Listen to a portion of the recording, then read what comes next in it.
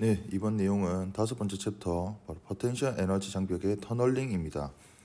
요거 터널링이 이제 메인 내용인데, 요 터널링은 이전 영상에서 배웠던 이제 유한한 그 높이의 우물에서 그 입자의 에너지가 그런 포텐셜 에너지보다 더 작은 상황에서도 그 벽 내에, 그러니까 벽 안에서도 입자가 존재할 확률이 0이 아니다라는 것에 이제 기반해서 내용이 이어지게 됩니다. 보면 오른쪽 보면 이제 위치에 따른 입자 위치에 따른 이제 포텐셜 에너지 그래프가 그려져 있는데, 보면 요 부분 여기 이제 1영역, 2영역, 가운데 오른쪽 3영역이라고 하면 1영역과 3영역에서는 포텐셜 에너지가 0이에요. 그러니까 구속된 게 없는데, 2영역을 보면 포텐셜 에너지가 U라고 하는 이런 상수값을 갖는 이러한 장벽, 그러니까 우리가 고전적으로도 벽이라고 생각하면 되는데요. 그래서 이걸 실제로 장벽, 벽이라고 이야기합니다. 그래서 보면 에너지 포텐셜 그 위치에 따른 포텐셜 그 모양에 따라서 이렇게 이게 우물은 말 그대로 이걸 실제 우물과 비슷하게 생겼다고 해서 우물이라고 하고, 이게 장벽, 벽처럼 생겼다고 해서 실제로 이걸 벽이라고 이야기를 해요. 그래서 포텐셜 에너지 우물 또는 이렇게 벽이라고 이야기를 한다. 여기 보면 벽의 너비가 이제 L이죠.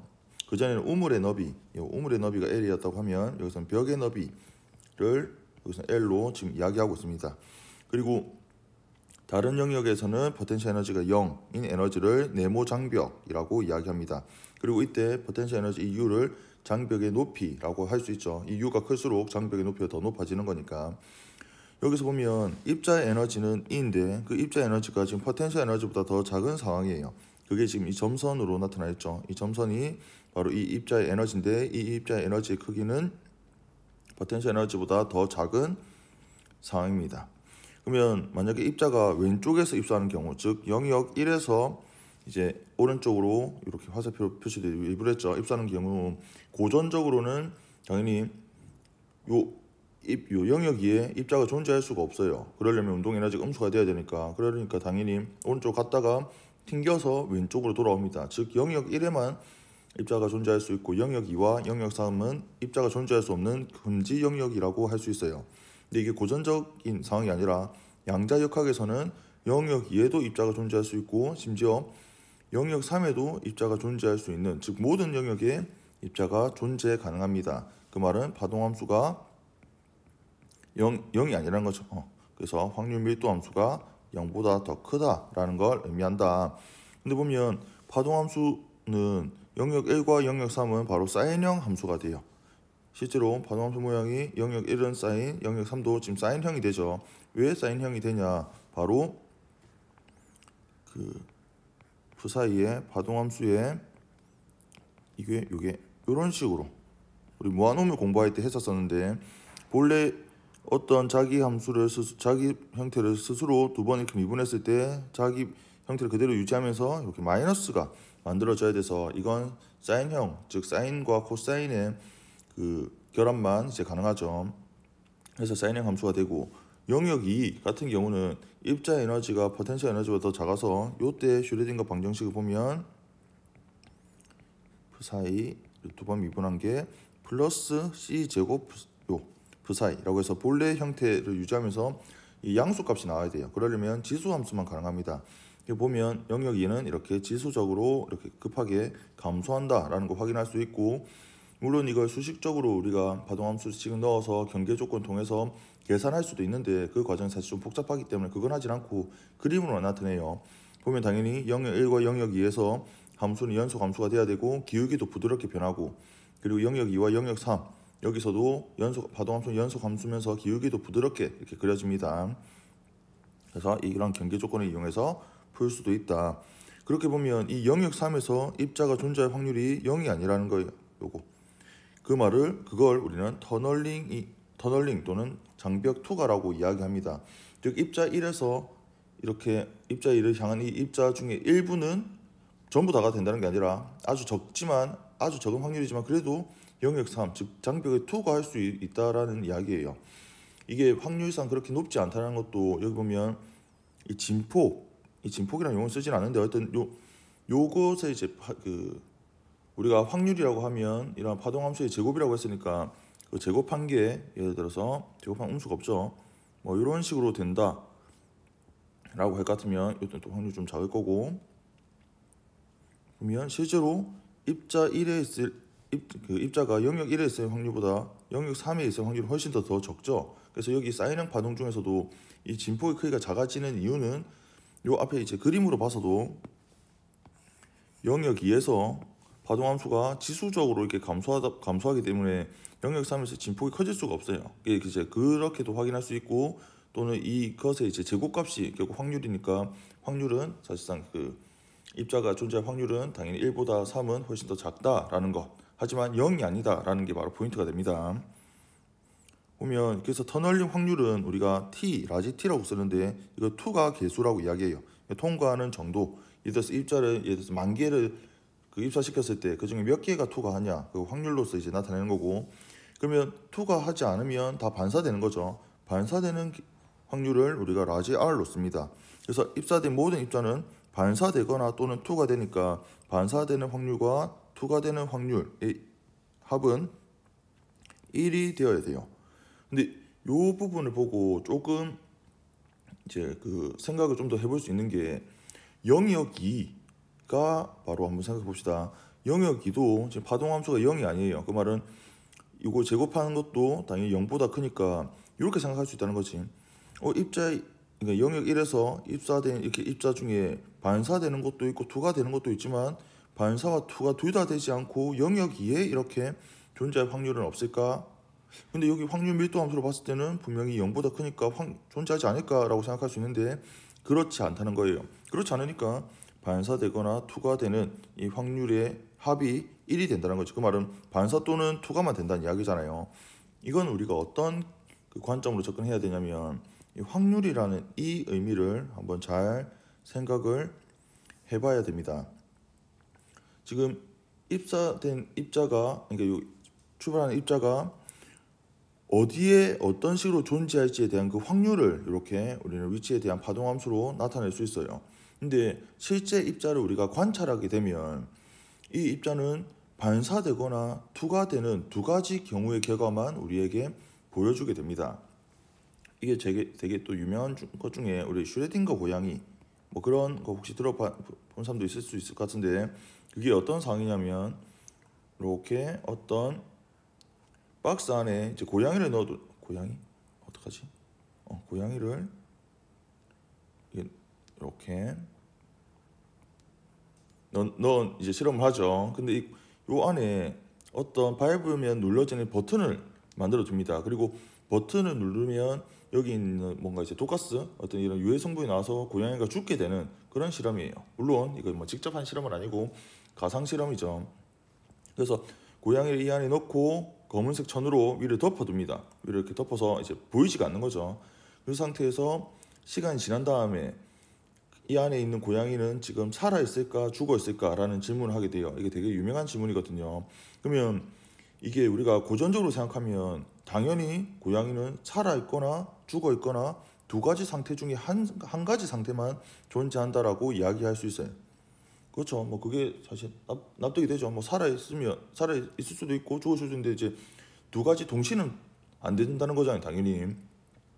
근데 이게 양자역학적 관점에서는 그렇지 않다는 거예요. 양자역학적 관점에서는 고양이가 살아있을 확률도 존재하고 죽어있을 확률도 존재하기 때문에 살아있을 확률과 죽어있을 확률 두 가지 상태가 모두 다 가능하다라고 이야기합니다. 이게 무슨 말인가 싶긴 한데 이게 지금 사실 거시적인 상황이라서 좀 이야기가 좀 어려울 수도 있어요. 그래서 양자역학적 관점에서는 고양이는 살아있는 상태와 죽어있는 상태 두 가지 상태가 모두 다 가능한데, 그럼 실제로 고양이가 살아있냐 죽어있냐 이거는 언제 결정되냐? 바로 검은색 천을 치워서 이 고양이의 상태를 우리가 직접 관찰하게 되면 그때 살아있거나 죽어있거나 두 가지 상태 중에 하나가 결정된다라는 이야기입니다. 즉 이 터널링 같은 경우도 입사되어 있는 입자가 반사될 확률과 투과될 확률, 이게 보면 영역 1에 있을 확률과 영역 2에 있을 확률, 영역 3에 있을 확률이 전부 다 존재해요. 그러니까 병 내에도 있을 확률이 분명히 존재한다는 거지.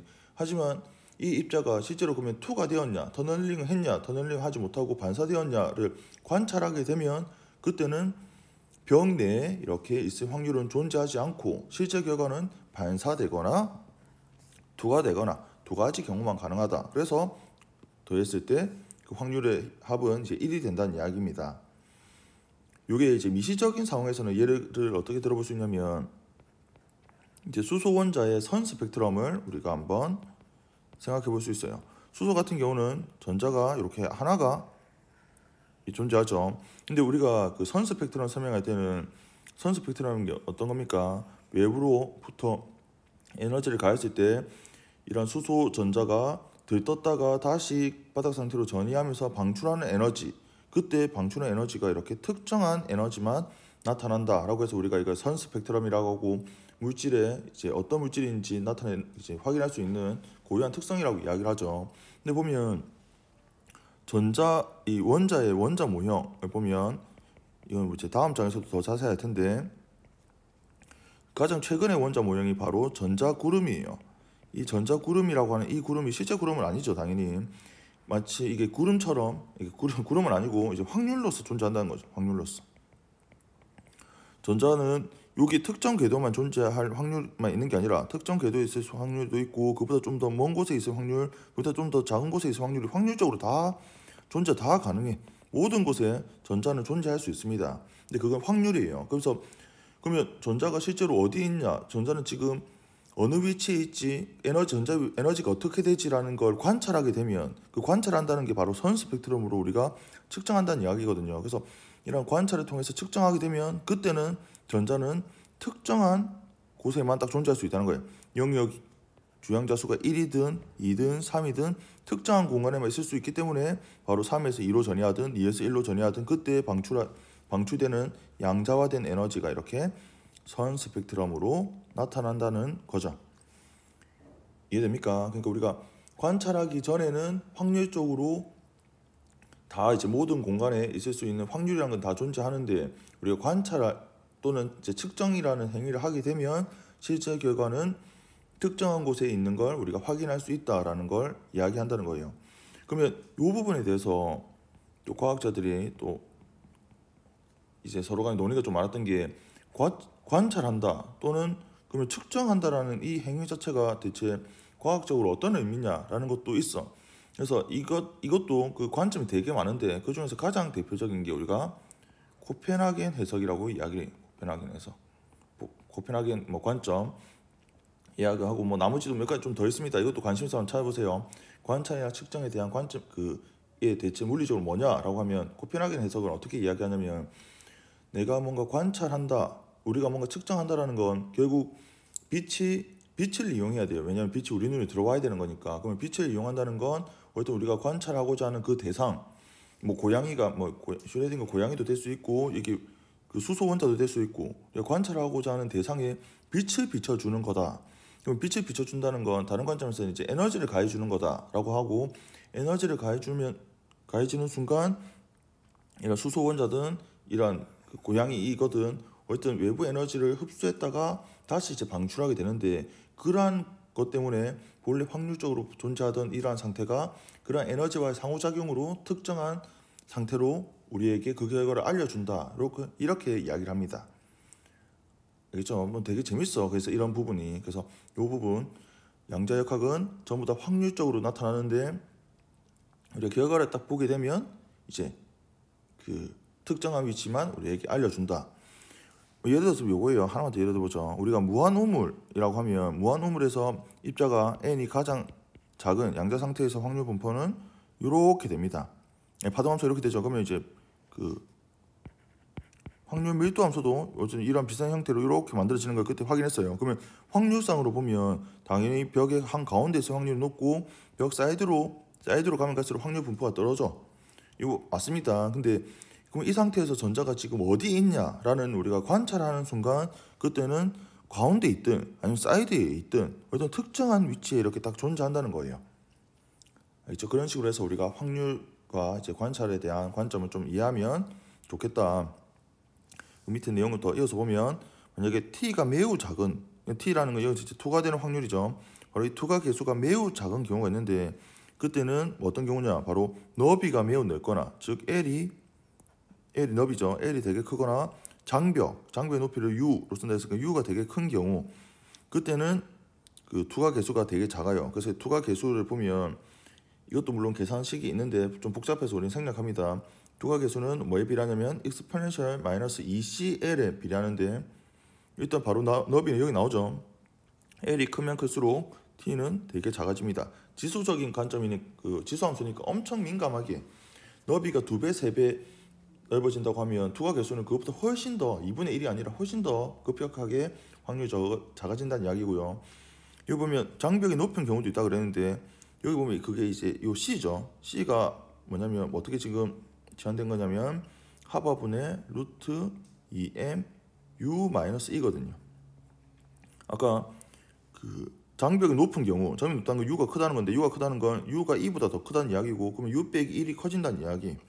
이게 커지면 요거 C도 커지죠. 그래서 C도 커지면 투과 개수도 떨어진다. 그래서 투과 개수식은 이렇게 된다. 이 값에 비례한다는 거 알면 되겠습니다. 그러면 그 관련된 예제 문제를 한번 풀어보도록 하죠. 30 전자볼트 이거 에너지죠. 전자의 에너지가 30 전자볼트인 전자가 높이가 40 전자볼트인 네모 장벽에 입사한다. 그러면 이런 상황이죠. 이렇게 네모 장벽인데 장벽의 높이는 40 전자볼트. 근데 전자의 에너지는 30 전자볼트예요. 이거 고전적으로 접근하면 절대 네모 장벽을 투과할 수 없어요. 하지만 양자적 상황에서는 투과 가능하다 그랬습니다. 그러면 장벽의 너비가 예를 들어서 1 나노미터일 때 그때 전자가 장벽을 투과할 확률은 어떻게 되냐를 보면 U 빼기 결국 이제 투과 지금 요렇게 푸는 거죠. 요거 풀어야 되니까 이 장벽의 너비 L은 나왔지만 이 C를 모르잖아요. 그래서 C를 계산해 줘야 돼. 근데 C는 여기도 적혀있지만 이렇게 됩니다. 이거 하려면 하바는 상수, M은 전자 질량 넣지만 U 빼기 2를 모르니까 U 빼기 2는 지금 10 전자볼트죠. 근데 여기서는 이제 그 줄로 바꿔줘야 돼요. 그래서 줄로 바꿔주면 1.6 곱하기 10의 마이너스 18승 줄이 되는데 이걸 여기다 대입하는 거예요. 알겠죠? 그래서 계산해 보면 ECL 요 C 계산한 것이 여기 넣고 그 장벽의 너비 1 나노미터 여기 넣어서 ECL을 계산해 보면 약 32.4가 나와. 그래서 30.4라는 건 익스포넨셜 마이너스 32.4를 계산해 보면 약 8.5 곱하기 10의 마이너스 15승 이런 확률이 된다는 거예요. 그러니까 확률이 엄청 낮죠. 그래서 이 확률이 좀 낮습니다. 근데 만약에 다른 건 그대로인데 장벽의 너비가 0.1 나노미터가 될 때, 즉 기존에 있던 장벽보다 10분의 1이에요. 두께가 10분의 1L로 지금 줄어든 거죠. 그때 똑같이 계산해 보면 이 CL은 3.24가 되고 이때 이제 투과될 확률은 0.039입니다.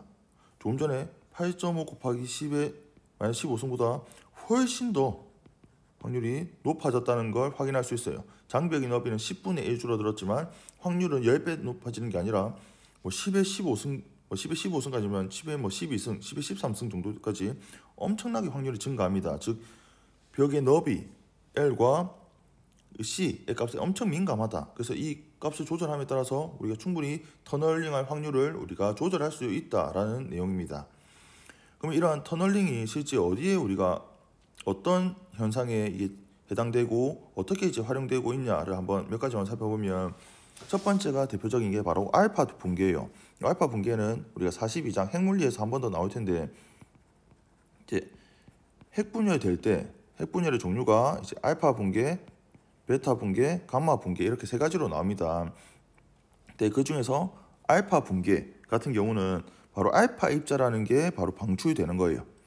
알파 입자라고 하면 헬륨 원자의 핵이라고도 이야기하고 중성자 2개와 양성자 2개로 이루어진 핵이죠. 근데 보면 예를 들어서 무거운 핵으로부터 예를 들어서 이게 이렇게 그린 건 지금 원자 핵입니다. 원자 핵이 있는데 원자 핵에는 중성자도 되게 많고 양성자도 되게 이렇게 많아. 지금 무겁다는 건 되게 많다는 이야기죠. 많은데 그 중에서 이렇게 양성자 2개와 중성자 2개 이렇게 이게 바로 이제 그 알파 입자죠. 근데 이 알파 입자의 이게 알파 입자라는 이 입자의 이 에너지는 핵과 알파 입자로부터 또 서로 간의 상호작용으로 포텐셜 에너지로 아주 강하게 구속되어 있어요. 그래서 그걸 이제 위치에 따른 에너지 함수를 보면 위치에 따른 포텐셜 에너지를 보면 알파 입자가 갖는 에너지가 이렇게 E로 나타내면 그 장벽 있죠. 이 핵을 원자의 핵으로부터 탈출하기 위한 그 장벽, 그 포텐셜 에너지는 약 30메가볼트입니다. 고전적으로 보면 이 알파 입자의 에너지는 이 장벽의 높이보다 에너지보다 훨씬 더 작은 상태예요. 그러니까 당연히 원자핵 바깥으로는 통과할 수가 없어. 그러니까 통과할 수 없다는 이야기죠. 그냥 이렇게 구속된 상태를 그대로 유지를 해야 되는데 양자역학적으로는 입자 에너지가 개의 포텐셜 에너지보다 더 작다라고 해도 터널링에서 핵으로부터 탈출할 확률이 분명히 존재한다는 거예요. 이렇게 탈출하는 게 바로 알파 입자의 방출, 즉 우리가 알파 붕괴라고 이야기를 합니다. 되게 신기하지 않습니까? 실제로 무거운 원자핵은 알파 붕괴를 해요. 이거 42장에 더 자세히 배울 건데 알파 붕괴하는 요거를 우리는 터널링으로 이해할 수 있다라는 것. 그리고 이제 두 번째는 이제 우리가 핵융합을 예를 볼 수 있는데 핵융합은 여러분들 간단하게 배웠겠지만 수소와 수소가 양성자와 양성자가 정말 가까운 거리 되었을 때 그때 서로 융합해서 중수소가 되는 걸 우리가 핵융합 과정 중에 이제 한 가지가 있죠. 근데 서로 융합하려면 서로 간에 그 핵력이라는 힘이 작용해야 돼요. 근데 이 핵력이라는 이 힘은 거리가 조금만 멀어져도 작용하지 않습니다. 거리가 매우 가까울 때 대략 10^-15승 정도라고 이야기하는데 이 정도 사이즈로 거리가 엄청 작아져야 이제 핵력이 작용해서 하나의 이제 핵을 유지할 수가 있어요.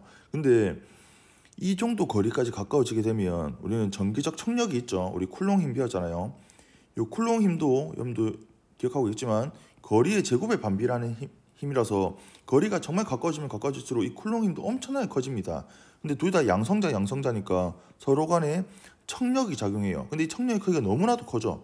그래서 원래는 그 청력에 의해서 핵력이 작용하는 만큼의 그 거리까지 가까워질 수가 없어요. 근데 양자적으로는 그 입자의 에너지가 이러한 전기적 청력, 이러한 전기적 포텐셜 에너지를 이겨낼 만큼은 사실 그 크기가 되지 않는데 이것도 바로 터널링을 통해서 융합이 가능하다는 거죠. 그렇죠? 그게 바로 핵융합입니다. 그래서 핵융합이든 핵분열이든 이런 핵반응은 기본적으로 터널링 이게 기반으로 깔려져 있어요. 그래서 이 터널링 없으면 이런 핵분열과 핵융합은 애초에 일어날 수가 없는 상황입니다. 이게 가장 대표적인 예시로 여러분들 알면 되겠고, 그 다음에 응용은 어떻게 하고 있냐? 응용도 물론 되게 많지만 그 중에 가장 대표적으로 바로 주사 터널링 현미경이 있어요. 이게 밑에 보면 이제 매우 가느다란 전도성 탐침. 요 보면 이게 탐침입니다. 탐침. 전류가 잘 흐르는 이제 금속으로 이제 그 표면 처리를 해야 되겠죠. 이걸 우리가 원하는 표면에 우리가 그 시료죠. 시료라고 볼 수 있죠. 우리가 관측하고자 하는 그 시료에 가깝게 가져가면 여기 보면 요것과 지금 여기서는 이것과 이게 지금 그 탐침과 그 시료 사이의 거리라고 볼 수 있죠. 그 빈 공간이 있어요. 그 빈 공간이 바로 포텐셜 장벽이 돼. 왜냐하면 그 빈 공간은 공기인데 그 공기라고 하면 전류가 잘 흐르지 못하잖아요. 그래서 그게 바로 포텐셜 장벽이 된다. 그리고 어떻게 하냐면 바로 이 표면과 탐침 사이에 전압을 가해줍니다. 전압이 가해지면 바로 터널링에 의한 전류가 흐르게 돼요. 그러니까 원래 고전적으로는 당연히 이게 전압을 좀 걸어준다고 해서 사실 이렇게 큰 전압을 걸지 않거든요. 그래서 큰 전압이 아니기 때문에 여기 표면에 있던 전자가 공기 중에 방전될 만큼은 안 돼. 그러니까 원래 고전적으로는 여기 있는 입자의 에너지가 공기를 통과해서 탐침으로 이동할 만큼의 에너지를 갖지를 못하는데 이것도 바로 터널링을 통해서 적은 확률이지만 갈 수 있다는 거예요. 근데 보면 빈 공간의 포텐셜 에너지인데 아까 그 투과될 확률을 보면 익스포넨셜 마이너스 2CL이라고 해서 이거 장벽의 너비에 엄청 민감합니다. 거리에 민감하게 관련되어 있다. 그래서 탐침을 이렇게 이제 옆으로 이렇게 수평으로 이동시키면서 표면이 있고 탐침을 그대로 이렇게 이동시키면 우리의 그 시료의 표면이 사실 아무리 매끈하다고 해도 결과적으로 이게 원자 단위로는 울퉁불퉁할 수밖에 없어요. 그 말은 탐침을 옆으로 쭉 이동해도 탐침과 시료 사이의 거리가 왔다 갔다 한다는 이야기예요. 근데 이 거리가 물론 차이가 정말 안 난다고 해도 투과될 터널링이 되는 이 투과 계수는 거리에 워낙 민감하게 반응하기 때문에 탐침이 표면 위를 이동하면서 투과되는 전류를 측정하면 바로 표면에 그 울퉁불퉁한 그걸 확인할 수 있어요. 이 울퉁불퉁한 게 어느 정도 스케일까지 되냐면 바로 원자 배열까지 우리가 확인할 수 있다라고 이야기합니다. 그 어떤 현미경도 원자 배열까지는 확인할 수가 없어. 왜냐하면 원자와 원자 사이 거리는 워낙 가깝기 때문에 우리가 그 분해하기 위해 분해 능이 원체 필요하거든요. 근데 이러한 주사 터널링 현미경 말 그대로 터널링을 이용한 이러한 현미경을 통해서는 원자 배열까지 우리가 측정할 수 있다라는 것. 그렇죠? 그러면 이런 응용까지 터널링이 자연 현상 중에서 어떤 예시가 있고 어디에 지금 활용되고 있는지에 대해서 한번 살펴봤습니다. 기타 다른 여러 가지 예시들도 많으니까 그건 한번 관심 있으면 더 찾아보면 좋겠어요. 그럼 이번 영상은 여기까지 하겠습니다.